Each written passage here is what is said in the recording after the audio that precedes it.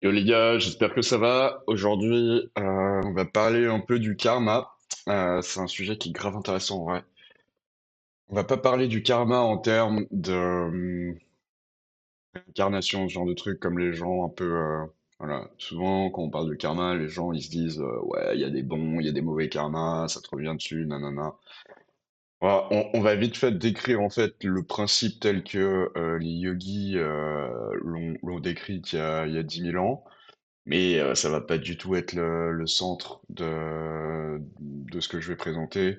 On va vraiment parler du principe applicatif, de qu'est-ce qu'on peut faire avec ça, comment on peut s'en servir comme framework, et puis comment ça peut nous permettre en fait de profiter de la vie et ou de maîtriser en fait la chaîne du karma. Donc, pour commencer, bah, qu'est-ce que c'est le karma? Le karma, en fait, c'est vraiment un maillon principal qui sont, il y a des causes, avec mon petit accent suisse, et puis il y a des effets. Voilà, fini. Ouais, je me casse, j'arrête la vidéo.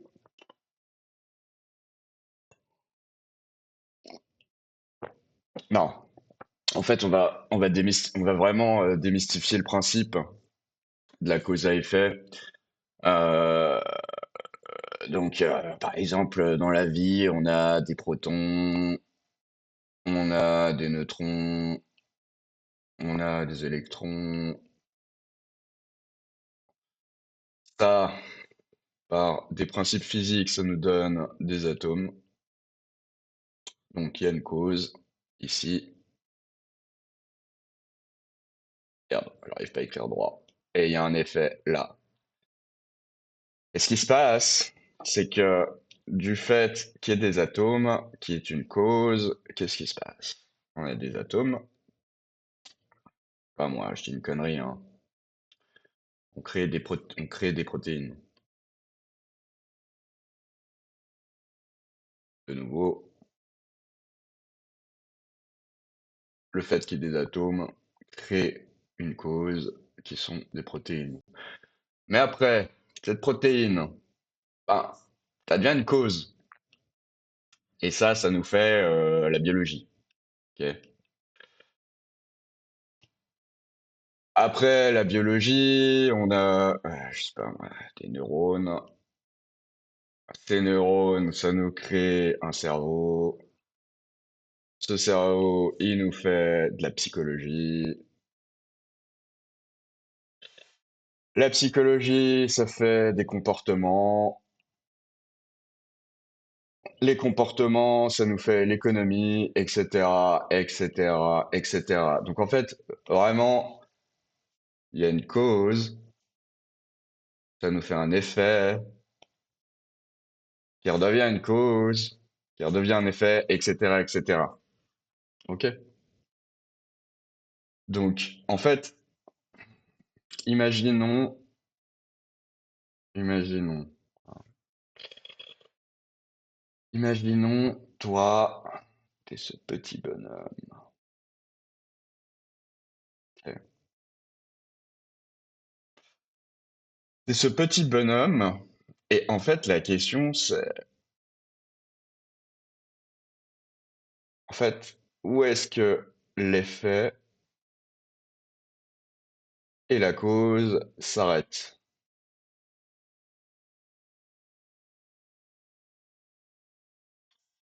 En fait, t'as ta génétique.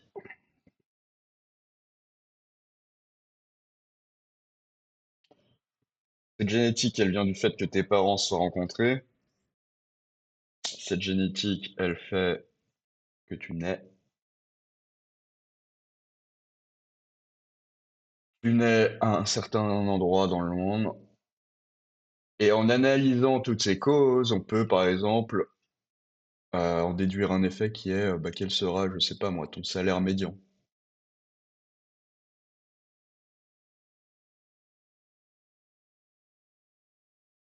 Comment on fait juste pour... Attends. Désolé, je vais juste prendre un nouveau bloc-notes. Allez hop. Comment on fait?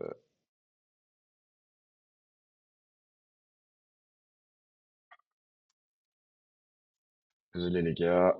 Hop. Ok, ok.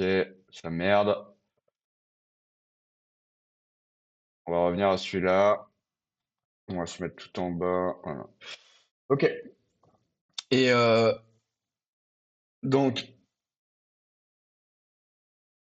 il y a d'autres trucs intéressants, hein, puisque par exemple, quand on s'intéresse au domaine de l'épigénétique, il y a des études qui sont encore en début, hein, qui montrent que euh, les survivants d'Auschwitz, en fait, les enfants des survivants d'événements très traumatiques, ben, en fait, des fois, ils héritent de la mémoire de leurs parents. Ça paraît un peu ésotérique, mais c'est ce que statistiquement on commence à constater en fait. Alors après, il peut y avoir, alors qu'ils n'ont jamais vécu la situation, il peut y avoir des effets, par exemple, de storytelling où tu as l'impression que tu vis le truc parce que voilà, je sais pas d'où ça vient. Mais il y a un truc très concret par rapport à ça, par rapport à la transmission en fait de mémoire. Et c'est très bien documenté ça par contre, et c'est très solide. C'est que par exemple, bah, les enfants, ils ont peur des serpents, ils ont peur des araignées. Et tout ça, nous, on appelle ça l'instinct. Et en fait, aujourd'hui, on sait que tes gènes, bref, c'est une hélice pour l'ADN.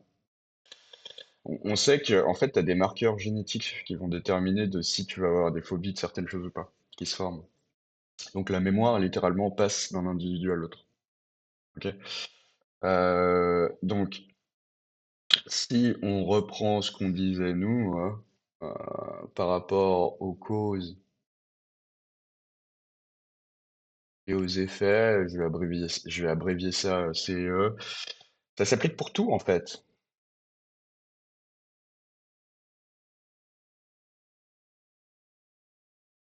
Ça s'applique pour tout. Et c'est de là notamment que vient l'effet papillon. Quand lui il vole d'un côté de la Terre, ça crée un ouragan de l'autre côté, quoi. Mais ça vient de là en fait. C'est pour ça que euh, on parle d'effet papillon. Donc, en fait, pour reprendre, après cette petite intro, pour reprendre vraiment tout ce que... Enfin, voilà. C'est quoi le lien avec les yogis et tout ça? Ok. Comme d'habitude, la pratique des pays de l'Est, de l'Ouest, c'est très souvent on parle d'un général, euh, d'un point de vue général global. On prend une population avec plein de gens, on crée des statistiques et on regarde ce qui, en moyenne, marche bien.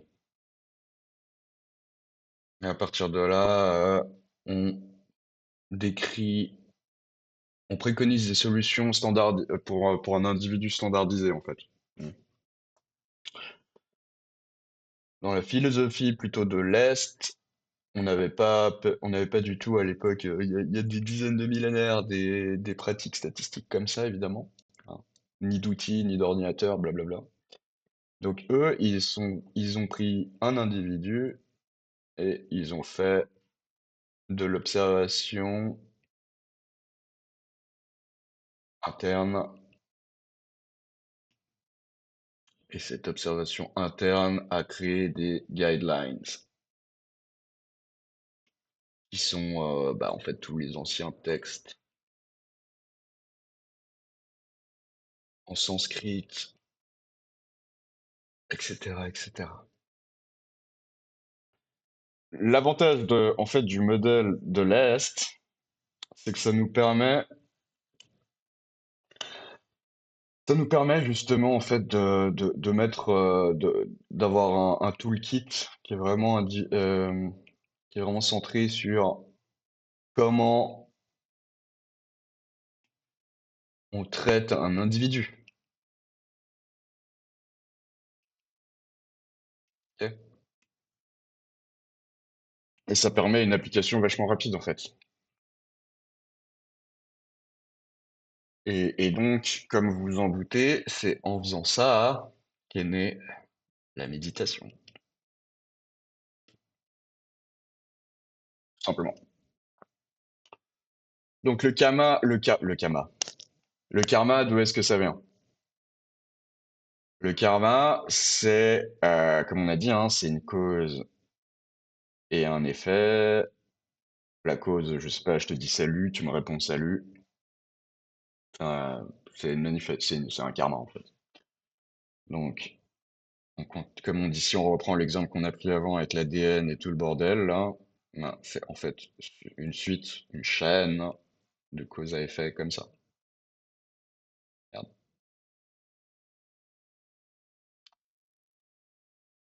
Et c'est, ça nécessite quelque chose d'assez fondamental. Ça nécessite une notion de temps. Parce que, imagine-toi bien que si le concept de temps n'existait pas, le concept de cinétique qui fait qu'une cinétique existe, il n'y aurait pas vraiment de cause à effet. Il y aurait en fait, s'il n'y avait pas eu de Big Bang, il n'y aurait pas de chaîne de karma en fait. Et ce qui est intéressant, et ce que je voulais partager un peu aussi aujourd'hui, c'est que le karma, c'est une particularité du Big Bang. Ok. Euh, dans les anciens textes sanskrit, il y a un truc qui s'appelle Visarga. Alors, sorry, de toute façon, personne va me reprendre là-dessus. Et en fait, il disait il y a 10 000 ans, il disait que Bindu Visarga explose et l'univers se crée. Et pour eux, c'était une, euh, une concentration d'énergie méga dense. Et que c'est comme ça, c'est de là, de l'explosion de ce point d'énergie qui est né, que sont nées les chaînes du karma. Et que avant ça, il y avait un état un peu transcendantal qui était et qui n'était pas en même temps. Ça rappelle un peu la physique quantique, qui était l'état de Brahman. Et, euh, et c'est assez intéressant en fait la vision qu'avaient ces mecs il y a 10 000 ans, qui étaient probablement en slip dans des cavernes. Comment est-ce qu'ils en arrivent à là? Comment est-ce qu'ils arrivent à théoriser le Big Bang? Je sais pas, mec, c'est assez fou.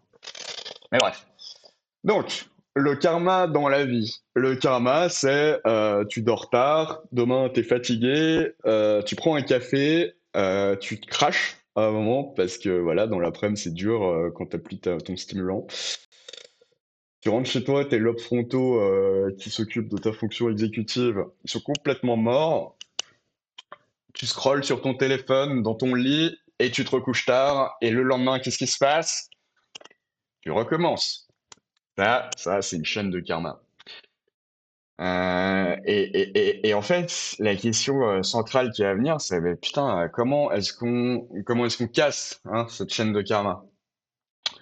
Et dans la théorie sanskrite, les yogis ils ont dit oui, tu peux le faire, mon garçon.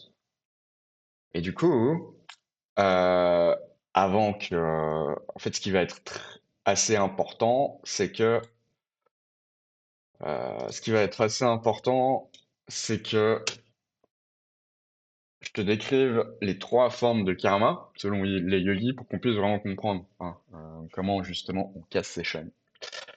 Et donc, la première forme de karma, c'est le sanchit karma. Il y en a trois types, hein.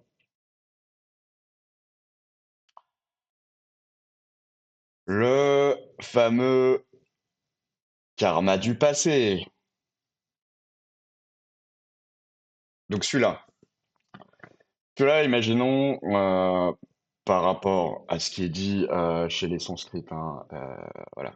Hein, je suis pas du tout en mode j'ai pas envie de te faire avaler tout et n'importe quoi, tu prends ce que tu as envie de manger et puis tu le manges, tu vois. Mais euh, imaginons que tu aies eu 1000 vies, ok? Et ben en fait, ce qui se passe, c'est que tu as une dette karmique, ok? Cette dette karmique, eh ben, on va en prendre un petit peu, par exemple, je sais pas, on va en prendre 10%. Et cette dette karmique, on va te l'implémenter quand tu nais, quand ta vie commence.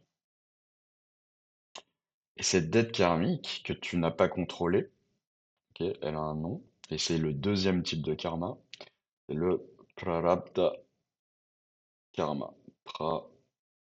Prarabdha karma. Ça, c'est random, ok? C'est important. Ça, en soi, c'est aussi random, parce que c'est le cumul de randomness, en fait. Et donc, on te met ces 10% de dette dans ta vie et tu dois deal avec. Quand on parle de dette, c'est-à-dire qu'il y a un déficit de quelque chose. Ok?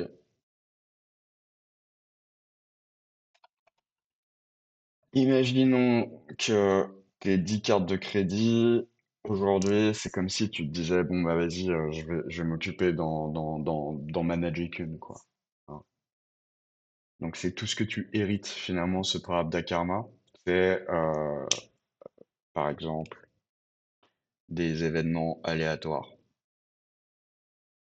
Ça peut être des maladies avec lesquelles tu nais, des conditions spécifiques, etc., etc., etc. Après, on peut reprendre tout ce qu'on disait par rapport à la génétique, machin. Il y a toujours un peu un brassage de dés qui se fait quand tu nais. Tu peux prendre toutes les propriétés, enfin, toutes les caractéristiques possibles dans le catalogue. Mais ça, c'est quelque chose, c'est dur à créer des probas pour que ça arrive, mais c'est dur, tu vois, de tailler ton personnage comme dans un jeu vidéo, tu vois. Hein, on s'entend. Et en gros, tout ça, là, tout ce que je vais effacer, ça, c'est les trucs que tu contrôles pas. Donc, et maintenant, j'ai une bonne nouvelle. Ça, nous, ce côté qu'on contrôle pas, on s'en bat les couilles. Euh, on s'en bat les couilles. Mais c'est aussi une mauvaise nouvelle si tu crois au destin et tout. Où tu te dis que tout est écrit potentiellement sur un long parchemin. Ça veut dire que, d'un autre côté, on peut faire des trucs. Et que tu dois faire des trucs, entre guillemets. Et donc nous, on va se contrôler sur la troisième forme de karma qui constitue 90%, ouais, parce qu'on est en Suisse, on dit 90 ici, 90% de ta vie, c'est le Agami karma. Lui, c'est le big boss. Lui, c'est celui que tu contrôles. Et donc, c'est en gros le karma que tu crées et le karma que tu sèmes. Comment ça marche? Alors, là, il va falloir qu'on définisse un peu plus. Tu vois, je vais te donner quelques features de la Gami Karma. Le karma, c'est pas une action, ok?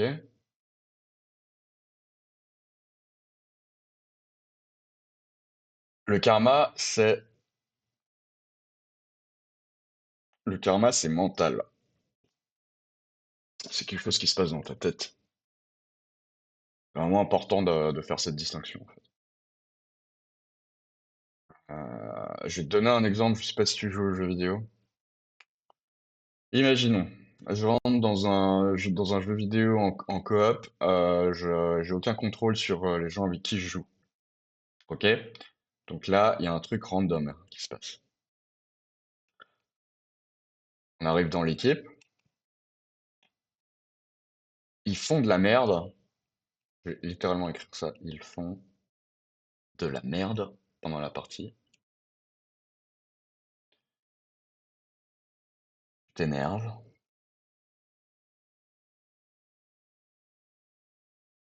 tu reprends une autre partie. Il y a mon cahier devant. Voilà. Tu reprends une autre partie, ça recommence, t'es frustré. Et là, ta boucle CE, tac, tac, tac, elle reprend. Et en fait, là, t'as vite fait de te dire un truc con, hein? Mais quand tu tiltes, enfin, en fait, bref, je reprends ma phrase. Là, tu tiltes, tu commences à faire de la merde, et tu te dis que c'est les autres qui font de la merde. Tu continues ça, tu vois. Du coup, tu perds toujours plus. T'es toujours plus nul, en fait. Sauf que toi, tu te dis pas forcément que t'es toujours plus nul. Tu te dis quoi? Tu te dis, putain, dans ce jeu vidéo, le matchmaking, il me met toujours avec des mecs qui sont nuls. Il me met toujours avec des mecs qui sont nuls. Euh, c'est de la merde. C'est de la merde. Le jeu est contre moi, quoi. En fait, non. C'est là où je te dis que c'est mental. C'est que il se passe des choses dans ta tête. Et selon ce qui se passe dans ta tête, tu vas faire des choses, oui, mais tu vas aussi constater des choses. Et tu vas te mettre dans certaines configurations mentales. Et quand tu perds comme ça à cause de cette chaîne de karma que tu observes, mais que tu ne, enfin, que tu ressens, mais que tu n'observes pas, que tu réalises pas vraiment, que c'est une chaîne de karma, que tu te mets pas d'un point de vue un peu externe, ben, t'appelles ça le destin, tu vois. Et tu te dis, putain, ce jeu, c'est de la merde. D'accord? Et en fait, ce que je viens de te décrire là avec l'exemple d'un jeu vidéo, eh ben, en fait, c'est comme ça que vit tout le monde. C'est comme ça que tout le monde autour de toi vit. Ils se disent pas, ils ressentent des trucs, et créent des choses, mais ils prennent pas cette vue qui est un peu plus haute pour essayer de comprendre vraiment que c'est une chaîne de cause à effet, tout simplement, d'un point de vue méta.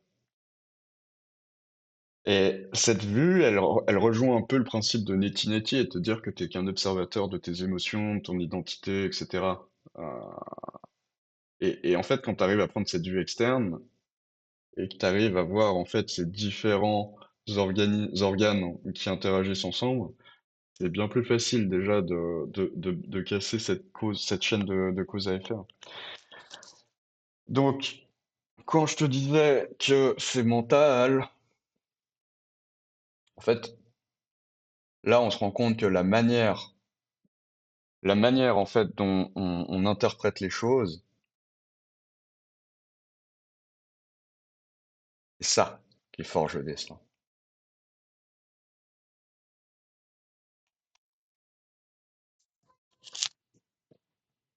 Alors, si je te donne un exemple, tu peux dire, par exemple, tu prends le mime du doomer là. Le doomer, il se dit putain, il y a rien qui marche dans ma vie, du coup, je fais rien. De toute façon, à chaque fois que je fais un truc, ça fait de la merde. Bah ouais, ok. Là, tu t'es forgé une chaîne. Est-ce que c'est la bonne chaîne? Je sais pas, tu vois. Je pense pas. Exemple, ma situation, c'est de la merde. Je vis dans un endroit qui est horrible. J'ai un taf de merde. J'ai des potes de merde. Ce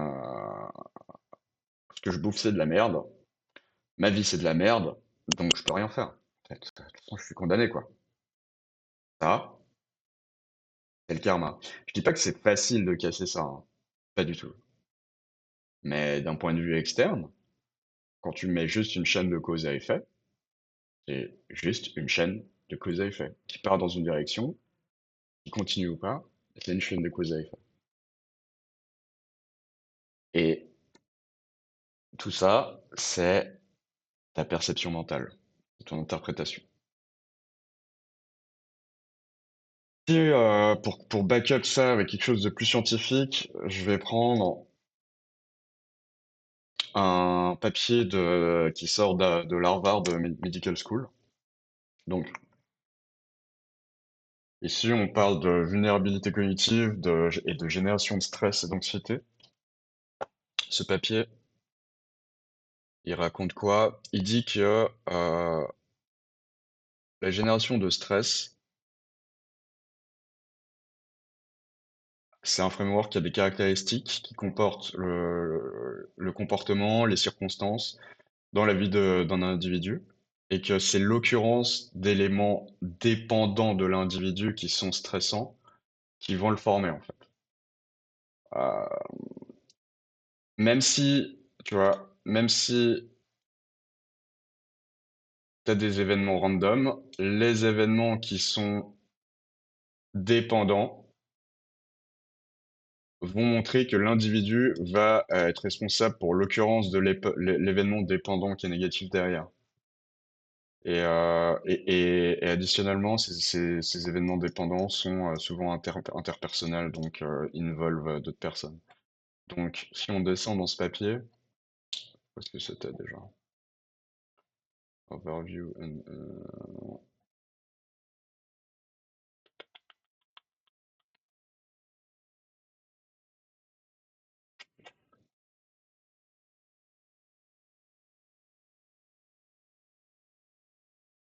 bref, je sais plus. Mais je mettrai le lien de ce papier. Et en fait, ce papier, il explique exactement ça. Il explique que, en gros,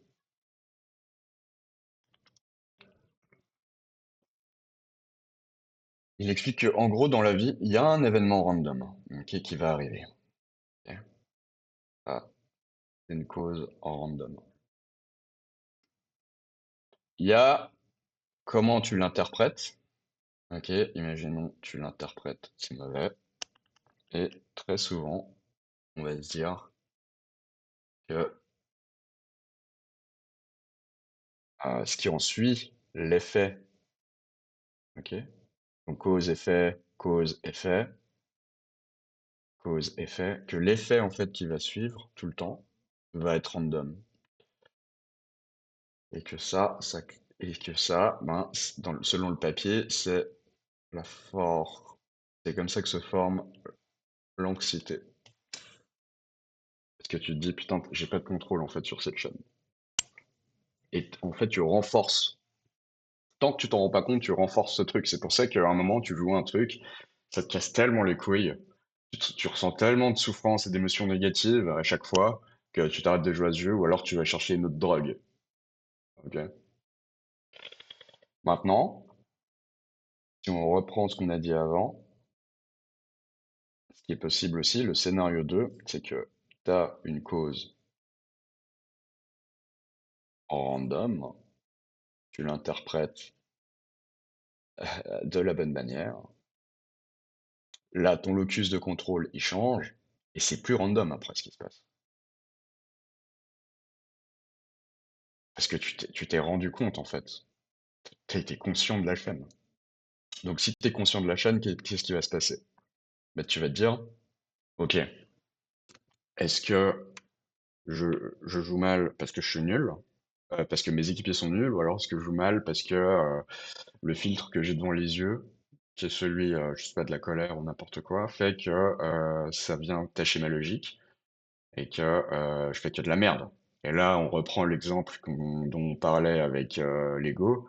Est-ce que c'est pas un Vassana? Est-ce que c'est pas, tu vois, est-ce que le cliché que je mets, donc cette comparaison de mon équipe et moi, et ça crée pas un Vassana qui est que mon ego se dit putain automatiquement c'est les autres qui font de la merde et que ça vient d'arriver mais du coup ma logique et pas l'inverse. Donc je vais essayer justement dans cette présentation du karma te montrer ou vous montrer comment il y a tout qui vient se tisser ensemble finalement. Et en fait ça, cette situation on la voit pour d'autres situations, hein. Imaginons tu es dans une relation abusive, ok. Ça c'est malheureusement ce qui se passe dans la vie des fois. La personne qui est dans cette relation, elle se dit qu'elle a pas de contrôle. Qu'est-ce qui se passe du coup? Elle continue de se faire abuser.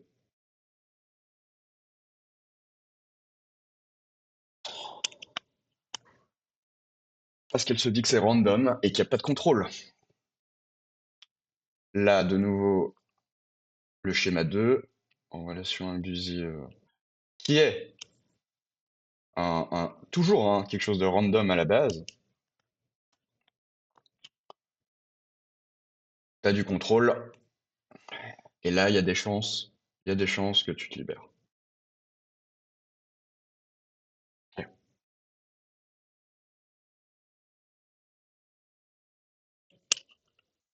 Et ça vaut pour, je sais pas, le dating, hein. Tu dates une meuf, ou un gars, si t'aimes les gars. Euh, Il y a un truc qui merde pendant le date, et tu te dis, bon, je contrôle pas. Tu rentres dans ton deuxième date, et ça se passe mal. À la fin, t'es pas avec la meuf, bon bref. Tu repars en date, tu te dis, putain, il y a un truc qui va pas, putain, en fait, les meufs me kiffent pas, putain, les meufs, c'est toutes des salopes, nanana, nanana, nanana. T'as pas de contrôle, tu souffres, t'atteins pas ton objectif. Et il y a, bah, ce que nous, on a un peu tous fait, ceux qui regarderont cette vidéo, on a pris le contrôle de la chaîne, hein, et on a fini par... Merde. Et on a fini par voir des meufs. Voilà, c'est une jupe. Ça c'est la gamme karma. Donc j'espère que ça c'est clair. J'espère que ça c'est clair. Donc voilà, comme on a dit, le problème c'est la manière dont on pense, dont on réfléchit par rapport aux choses, la manière dont on contrôle, on interprète en fait les données qui rentrent. Et donc, pour faire un gros résumé du karma, karma c'est cause, effet. Ça, ça c'est ce que tu contrôles. L'effet, tu ne le contrôles pas. Ah non, parce que tu peux mettre un input dans la cause, tu peux faire un jet de dés karma plus Shakti, mais tu sais pas si ça va marcher, ok? Ah ah, il y a tout qui se recoupe maintenant. Il y a tout qui se recoupe. Et donc, quand on parlait de souffrance et qu'on parlait de l'histoire de Arjun et de Krishna qui dit à Arjun, mec, toi, tout ce que tu contrôles, c'est ça. Merde, oula, qu'est-ce que j'ai fait? Tout ce que tu contrôles, bref, c'est ça. Mais ce qui se passe là, ça, on ne contrôle pas. On ne contrôle pas. Euh, et donc, qu'est-ce qu'on se rend compte? On se rend compte que selon comment tu interprètes ça, je sais pas pourquoi j'ai fait une barre avant, mais bref. T'as deux façons de réagir. T'as la façon détachée et t'as la façon attachée. Attachée, c'est anticipation du futur, c'est souffrance. Détaché, c'est pas souffrance en tout cas. Je vais pas dire que c'est bonheur, mais c'est pas souffrance. Et donc là, on se rend compte de quoi? J'adore parce qu'il y a tout il y a tout il y a tout qui se met en place. C'est un truc de ouf. C'est que très souvent, quand tu es détaché, mais que tu te concentres sur les causes, parce que tu as le contrôle, eh ben, le résultat, il vient. Et le résultat, quand tu as cumulé le nombre de jets de dés qui est une action, hein, donc on va l'appeler karma, et l'intensité de l'action qui va être déterminée par Shakti, et ben très souvent, il se passe des trucs qui sont positifs dans la vie, hein. Et quand bien même l'outcome serait négatif, étant donné que tu maîtrises cette chaîne CE et que tu as du contrôle, eh ben tu vas créer en fait une cause positive que tu contrôles. Après, de nouveau, le E, on le maîtrise jamais, tu vois. Mais ça, la cause positive, la cause positive, tu crées par ton action karmique, elle va avoir plus de chances d'aboutir si tu mènes des actions et que chaque est en place, hein. Maintenant, ça, ça marche que si tu admets que tu ne contrôles pas les faits, mais que tu as un full contrôle sur la cause. Et vraiment, quand tu te mets ça dans le crâne, tu restes bien plus souvent dans ce pas souffrance que la souffrance qui vient de l'attachement. On reprend l'exemple d'un date. T'as un date. T'envoies un SMS, un texto, n'importe quoi, la photo de ta bite. Tu dis, c'était bien, à la meuf. Merde.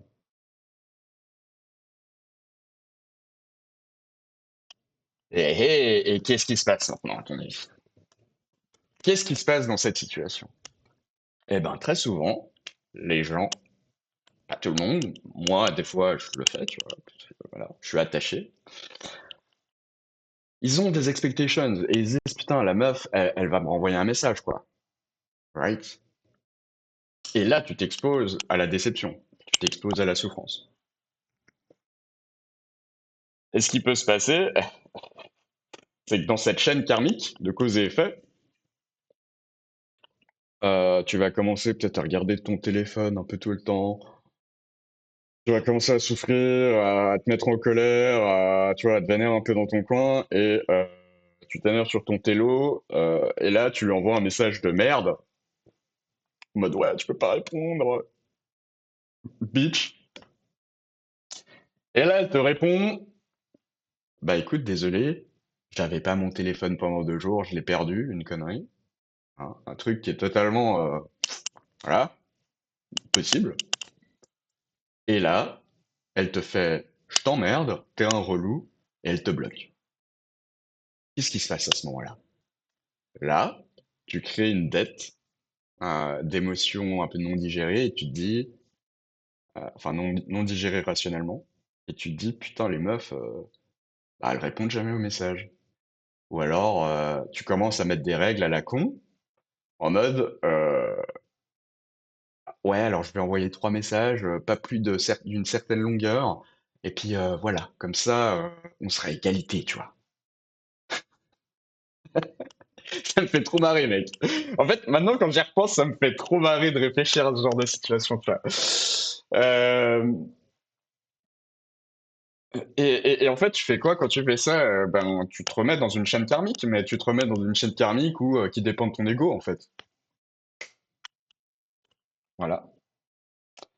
Et tu te dis que le dating game, c'est de la merde. Tu te dis qu'il y a plein de règles à la con et tout. Et là, en fait, c'est là que tu te fais red piller, mec. En fait, maintenant que j'y pense. C'est là que la red pill, elle te prend dans ses bras comme ça, et puis que tu commences à devenir un dégénéré social. Mais bon, ça, c'est un autre. Et la vérité, c'est que tu aurais pu faire différemment. Et on va rentrer dans la notion, toujours dans la continuité de la cause, tu la maîtrises, l'effet, tu ne le maîtrises pas. Dans la continuité de ça, on va rentrer dans, ok, le scénario 2, c'était quoi? Le scénario 2 que tu aurais pu faire, c'est envoyer ton message et te dire, voilà, c'est bon, c'est fait.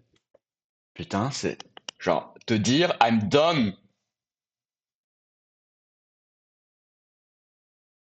Te dire, ouais, c'était cool. Bah ouais, j'aimerais bien qu'elle réponde, mais en vrai, franchement, on a passé un bon moment, c'était cool, quoi. Et là, qu'est-ce qui se passe? Là, t'es détaché, tu embrasses le fait, tu embrasses l'incertitude, tu embrasses le fait que t'as du contrôle sur ta cause, sur les actions que tu mets en place, sur tes actions karmiques, mais que les faits, t'en sais rien, quoi. Tu vois? Et qu'est-ce qui se passe quand t'es comme ça? Quand t'es comme ça? Est-ce que tu rentres dans cette spirale de merde, du tilt? Est-ce que tu vas commencer à te vénère sur ton téléphone? Est-ce que tu vas commencer à paniquer et tout? Non, t'es chill, mec. Et la meuf, si ça se trouve, elle va se dire, elle retrouve son télo 2 jours après, elle se dit putain, je lui ai pas répondu, puis ouais, c'était trop stylé, puis en vrai, ouais, il était grave mignon, putain, vas-y, je lui envoie un message, je lui envoie du love. Et toi, tu reçois ça, tu t'y attendais pas, t'étais là, ouais, stylé. Tu lui dis, bah vas-y, on va boire un verre, passe chez moi, et puis voilà, et puis la chaîne, elle est totalement différente après. Ok? Donner un autre exemple. Bouddha, il y a l'histoire où il prend un disciple, et pendant 10 ans, ce disciple, il médite, il tape ça, il bosse avec lui et tout. Et en fait, au bout de 10 ans, ce disciple, il arrive vers Bouddha, il lui crache à la gueule, et il lui dit, mec, je vais pas atteindre l'éveil, rends l'argent, tu vois. Non. Et là, à ce moment-là, dans le temple, il y a tous les disciples qui se lèvent et tout, ils veulent le marave, ils veulent lui casser la gueule en mode, ouais, d'où tu craches sur Bouddha, machin. Et Bouddha, il fait, non, c'est bon. Euh, J'avais une dette karmique, probablement. Il m'a craché à la gueule, laissez-le partir. Et ça, c'est le concept du I'm done. C'est pareil, tu vois. Dans le sens où, là, Bouddha, qu'est-ce qu'il fait? Il casse la chaîne karmique en faisant ça. Toi, ce que t'as fait avec ton SMS à la meuf, t'as cassé la chaîne karmique en faisant ça.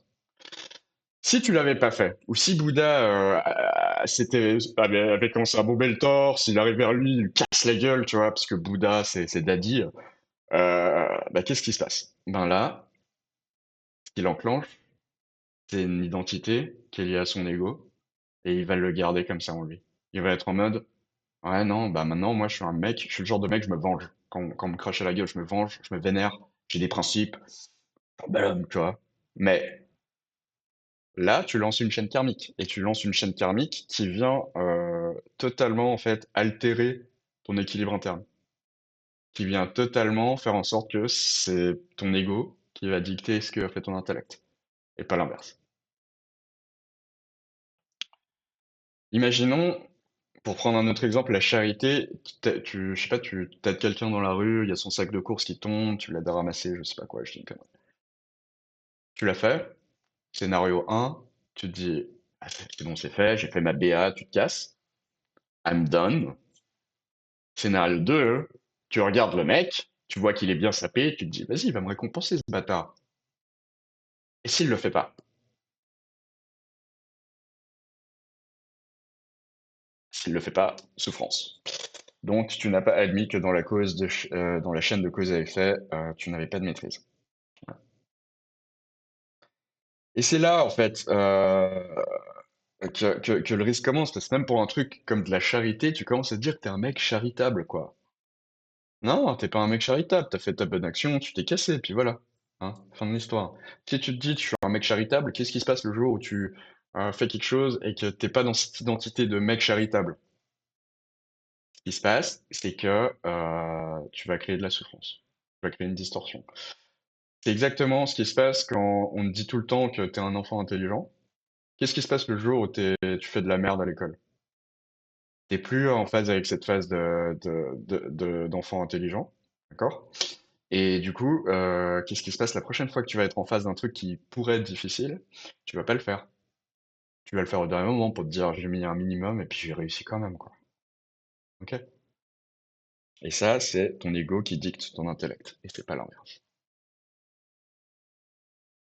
Et c'est là que, donc, je pense que voilà, là, tu as compris comment étaient reliés, comment étaient tissés en fait Klishta et les Vasanas là-dedans, et pourquoi pourquoi c'est intéressant en fait de dissoudre son ego ou de garder un ego sain que tu peux contrôler. Pour te donner un autre exemple, tu rencontres une meuf à l'étranger, tu vois pas tous les red flags, tes potes ils disent ouais mais attends là la meuf elle fait des trucs, elle te suce tout ton argent, nanana, elle veut se marier, vous vous connaissez même pas, toi tu dis non non je suis amoureux. Tu l'épouses, tu la ramènes, elle prend ses papiers, elle demande le divorce, tu finis misérable. C'est un karma. Et là, c'était ton ego qui a dicté toute ta connerie. Et pas l'inverse. Euh, le, le, En fait, ce qu'il faut vraiment retenir de tout ce que je suis en train de raconter depuis tout à l'heure, c'est ça. C'est que le karma, c'est vraiment le concept de c'est fait, tu vois. I'm done. I'm fucking done. Le meilleur moyen de gérer le karma, c'est d'être présent et d'expérimenter maintenant. Et qu'est-ce qui fait que tu apprends à expérimenter maintenant? Hein? Hein? Tu le sais. C'est ça.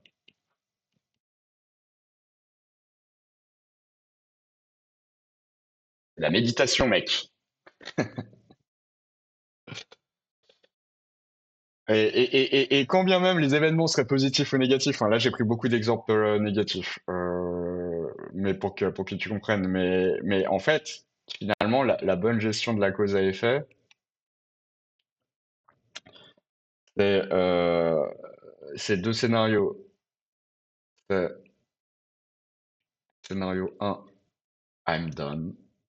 J'ai vécu le truc pleinement. Scénario 2, tu peux mettre une chaîne de cause à effet qui va peut-être être positive, mais en fait, non, elle sera pas positive. Hein. Là, tu continues. Là, t'es pas en mode I'm done. T'es pas en mode tu vis le truc. Tu te dis, je fais ça parce que ça va être stylé. Et ben, en fait, non. Scénario 2, quand tu as des expectations, tu t'exposes à de la souffrance. Et quand bien même tu t'exposerais pas à de la souffrance, qu'est-ce qui va se passer? Hein. Imaginons, il y a un truc bien qui se passe. Il y a souvent des trucs bien qui se passent quand on entreprend une action. Et ben là, tu vas avoir l'expectations, qu'il y a un truc bien qui se passe. Et qu'est-ce qui se passe s'il y a un truc négatif? Souffrance. Pour te donner une analogie, je pense que tu as compris, mais pour te donner une analogie, imaginons que tu joues aux échecs. Hein.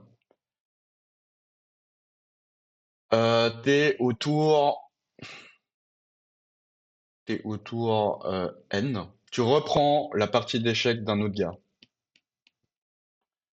Bah, qu'est-ce qui se passe t'es dans une configuration que tu maîtrises pas, tu joues, et puis en fin de compte, si tu perds ou tu gagnes, tu t'en bats. Enfin, bah, en principe, tu t'en bats les couilles, quoi. Parce que c'est même pas ta partie. Mais en fait, ironiquement, le meilleur moyen de vivre, de gérer au mieux ces chefs de karma, c'est en fait, c'est de vivre ta vie comme si c'était pas ta vie.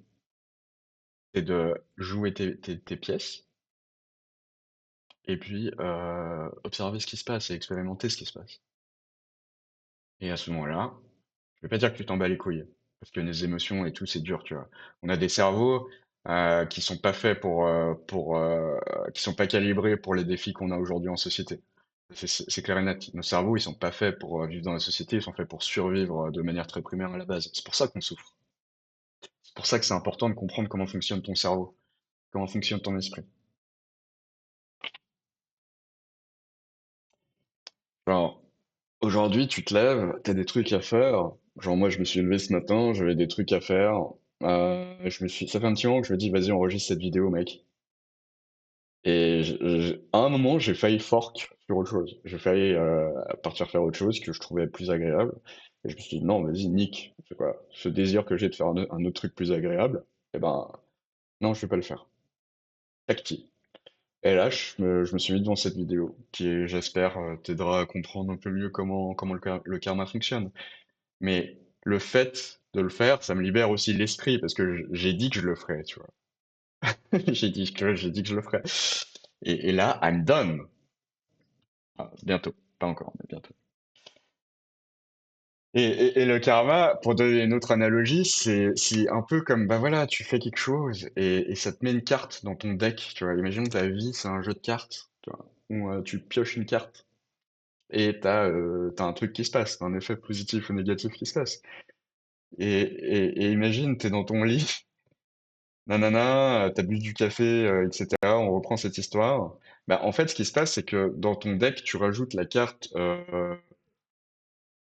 te coucher tard, qui va avoir une influence, un malus sur tout le reste de ton jeu, en fait.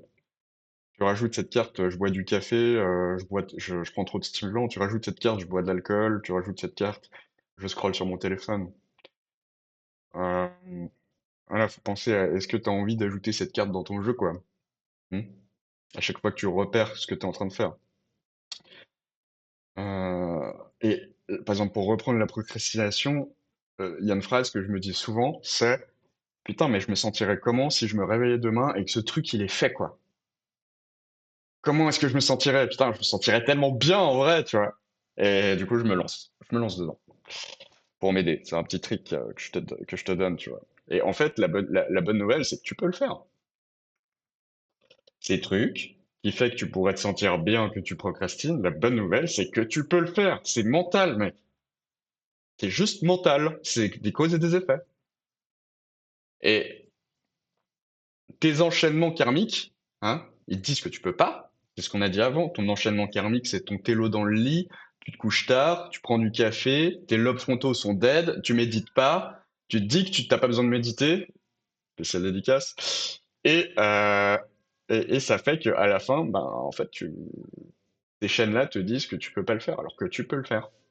Parce que cause contrôlable, effet non contrôlable, certes, mais en général, il y a des choses, il y a beaucoup de choses que les effets, t'as 99,99% de chances que ça arrive, à moins qu'il y ait une météorite qui tombe sur ton appart, ça va arriver, tu vois.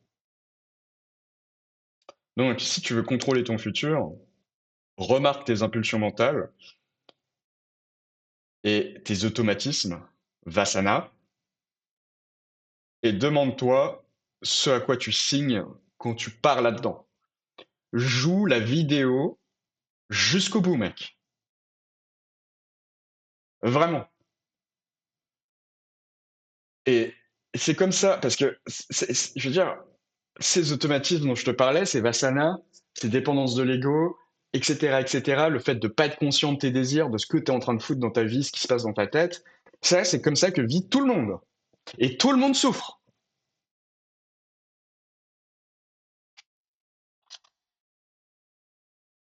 Et vraiment, tu vois, quand tu as une pulsion, tu t'adonnes à une pulsion, genre, tu joues à un jeu vidéo, tu te branles devant du porn, qu'est-ce qui se passe? Tu mets la chaîne de cause à effet en place de tu kiffes ton corps, il se calque sur du porn pour jouir, et à la fin, tu bandes plus, mec. Chaîne de cause à effet. Et qu'est-ce qui se passe quand tu résistes à ce désir? Tactique. Tu crées cette force en toi. Tu crées cette force interne. Ce truc intérieur. Et qu'est-ce qui se passe quand tu forges Shakti? Eh ben, tu te rends un peu plus compte de ce que tu fais, tu vois, de tes automatismes. Et qu'est-ce qui se passe quand tu te rends compte que de tes automatismes, ou que c'est ton ego qui dicte les choses? Eh ben, ce qui se passe, c'est que tu es plus conscient de ces chaînes de karma. Et qu'est-ce qui se passe quand tu es plus conscient de ces chaînes de karma? Tu es en contrôle. Et quand tu es en contrôle, c'est quoi le scénario qui se passe? C'est souvent un truc positif après. Alors que quand t'es pas en contrôle, on revient dans l'histoire de ton jeu vidéo en équipe, tu tombes sur des équipiers de merde, tu te dis que en fait ce jeu c'est de la merde, que la vie c'est de la merde, et tu fais plus rien. Tu souffres. Et tu peux tout à fait. Il n'y a pas de, y a pas de bon karma ou de mauvais karma, mec, en fait.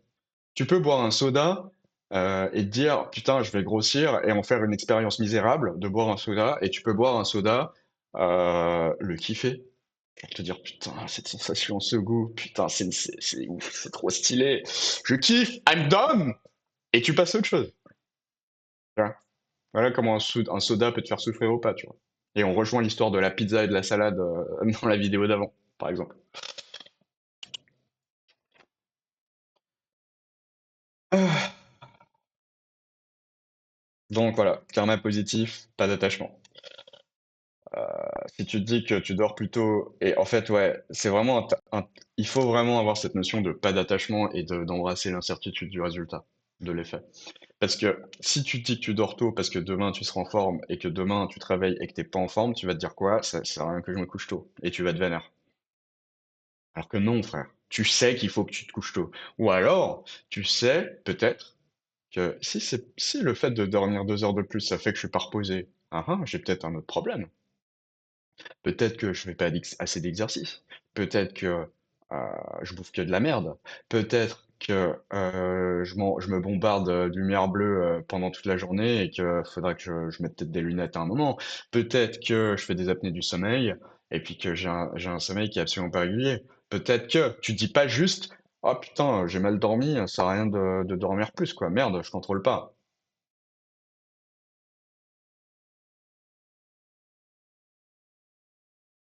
Donc voilà. Voilà, voilà, voilà. Dans quel monde, voilà, et voilà, pour boucler vraiment cette vidéo, il y a un truc que je trouve important, même s'il n'y a pas de, comme je dis, de bon karma ou de mauvais karma à proprement parler, si à un moment tu dois faire un choix et que tu sais pas, ou alors que tu repères que tu fais un choix, personnellement, le framework dans lequel j'essaie de rester, c'est, ok, pour prendre cette décision, je me base sur dans quel monde est-ce que j'aimerais vivre demain? Dans quel monde j'ai envie de vivre?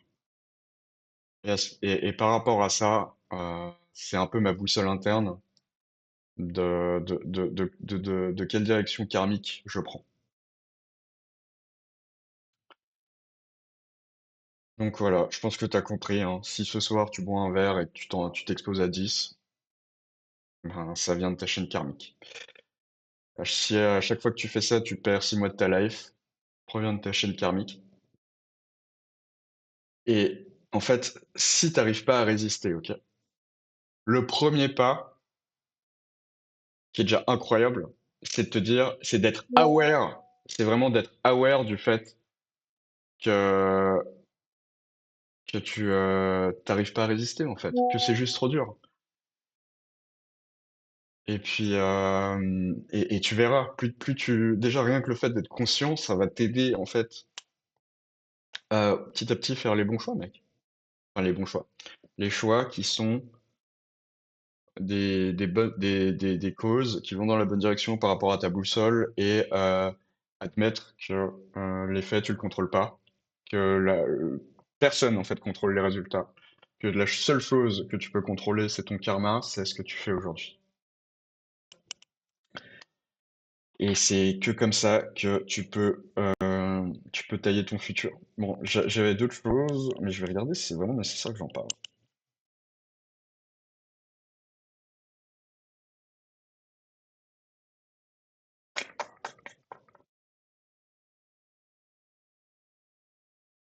Ouais, bah il reste que 2 pages en fait, donc je vais terminer.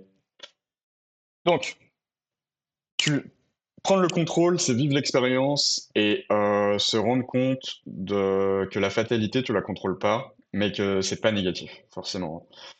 C'est juste l'effet négatif, ça devrait être la naissance d'une autre cause que tu contrôles. Ok? C'est pas que tu contrôles pas. Et souvent, les gens, ils jouent ces mauvaises cartes dans leur pile, dans leur deck, over et over again. Et en fait, ce qui compte, c'est comment tu réponds, comment tu résous le paradoxe, en fait. Ce paradoxe du contrôle et du non-contrôle. De, et, et des choses très positives qui découlent de cette philosophie de chaîne karmique, c'est le fait de processer ses émotions. Tes émotions, tu les prends, tu les acceptes, et tu résous tes traumas, comme ça. C'est faire le ménage, faire ton admin, faire ton taf, te laver et méditer, par exemple. Que tu sais que ça va dans le bon sens de ta chaîne karmique. Euh, C'est-à-dire, le bon sens, c'est que tu coupes la chaîne karmique. Tu te dis, c'est fait. Genre, t'as pas d'expectations. Très important, je le reprends, hein, parce que ça pourrait. Et c'est vraiment un espace où tu réponds de manière intentionnelle. Tu parlais d'intentionnalité, Jérémy, ben c'est ça, en fait. C'est pour ça que c'est utile d'être intentionnel. Et Et vraiment, ouais, comment tu te set up aujourd'hui pour demain, quoi? C'est à la fin de cette vidéo, euh, qu'est-ce que tu vas faire, mec? Quand tu vas fermer cette vidéo, parce que j'ai encore une dernière question qui va être assez marrante pour toi, mais après cette question, ça sera fini. Et après cette vidéo, qu'est-ce que tu vas faire de ta life, mec? C'est ça la vraie question. Quelle carte tu vas ajouter à ton deck? Et ce qui conditionne, et en fait, ce qui conditionne n'importe quel athlète, en général, c'est son physique, c'est ses entraînements, c'est tout ça. Ce qui conditionne la réussite, c'est Shakti. C'est dire non à un désir et mettre la bonne chaîne karmique. C'est pour ça que Shakti et karma, c'est lié. Et finalement, regarde, ça c'est une question spéciale élève de Valex. Quand tu t'en, quand tu t'empêches, enfin, quand on t'empêche de couper ta chaîne karmique, quand quelqu'un essaye de t'empêcher de couper une chaîne karmique, et que tu dis, non mec, tu me laisseras pas couper cette chaîne karmique. C'est ça que je fais. C'est ça que je dois faire. C'est ma force intérieure qui le dit. C'est mon intellect qui me dit, vis maintenant, et je sais pourquoi je le fais. Qu'est-ce que c'est ça, mec?